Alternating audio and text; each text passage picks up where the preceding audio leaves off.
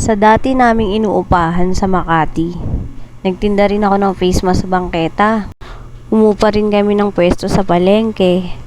Nagtinda rin sa bangketa ng tsinelas. Ito yung una naming pwesto sa ilalim ng tulay.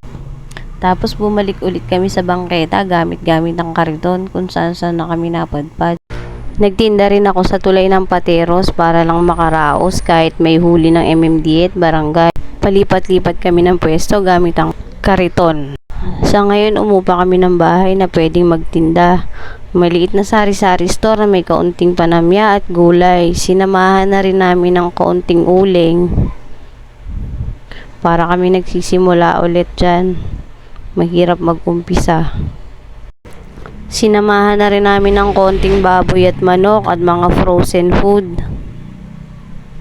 para na lang kompleto. Ginawa na rin namin mini palengke yung aming bahay na tindahan.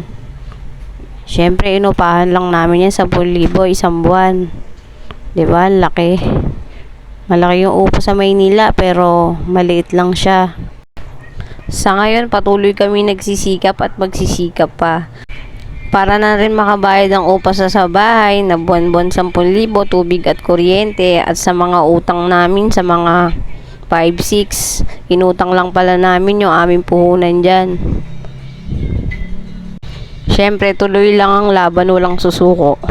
Malayo na pero malayo pa. Kung isa kang katulad namin, salamat sa suporta. Kaya natin to. Ipagpatuloy lang natin ang pagiging mabuting tao at lagi magpasalamat sa Diyos sa lahat ng biyaya sa araw-araw. Pasupport naman po. Ako nga po pala si Lenlen. Ayokong yumaman pero may pangarap ako. Bye-bye. See you next.